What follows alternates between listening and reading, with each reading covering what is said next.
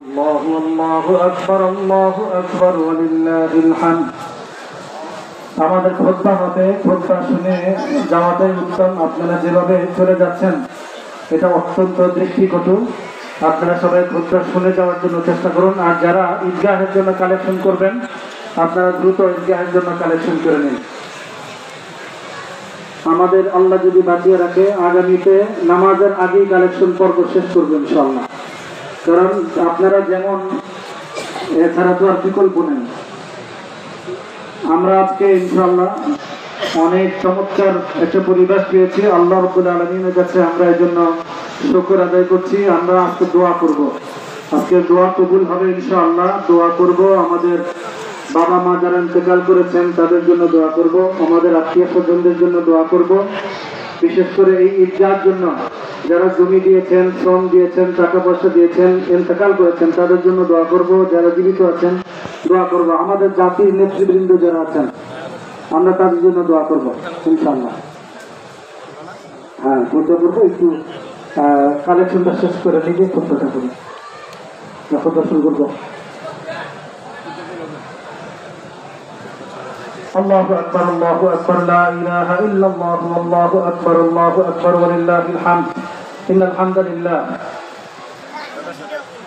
الحمد لله الذي خلقنا وهدانا إلى صراط مستقيم وأحسن كل شيء خلقه وخلق الإنسان من طين ونشهد أن لا إله إلا الله وحده لا شريك له له الملك وله الحمد وهو على كل شيء قدير.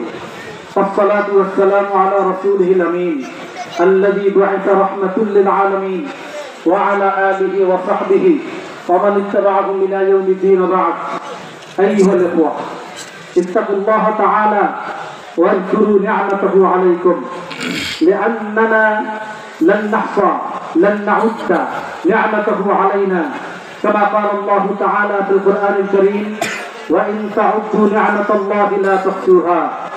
أيها الإخوة، إن الله عز وجل أعطانا عيدين، عيد الفطر وعيد الأضحى. إن الله أعطانا الأضحية، هي عبادة واجبة، كما قال الله تعالى في سورة الكوثر: فصل لربك وانحر. الله أكبر الله أكبر لا إله إلا الله والله أكبر الله أكبر ولله الحمد.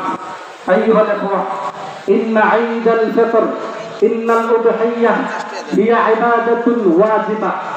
إن الله عز وجل أعطانا برحمته، كما قال رسول الله صلى الله عليه وسلم لهذا: من كان له سعة ولم يضحي فلا يقربن مصلانا.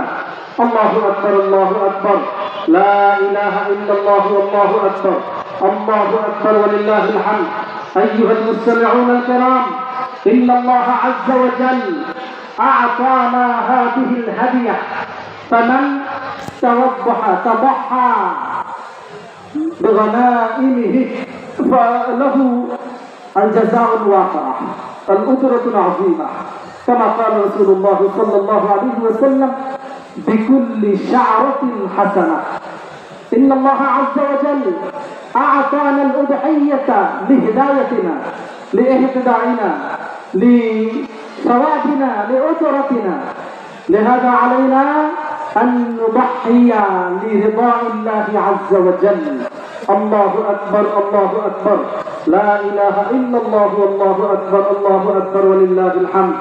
أيها المستمعون الكرام، إن هذه الواقعة، إن هذه العبادة مهمة عظيمة لكل فرد الذي آمن بالله وبرسوله.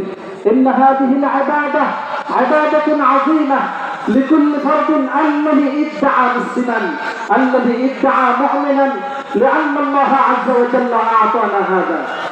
الله أكبر الله أكبر لا إله إلا الله والله أكبر الله أكبر ولله الحمد.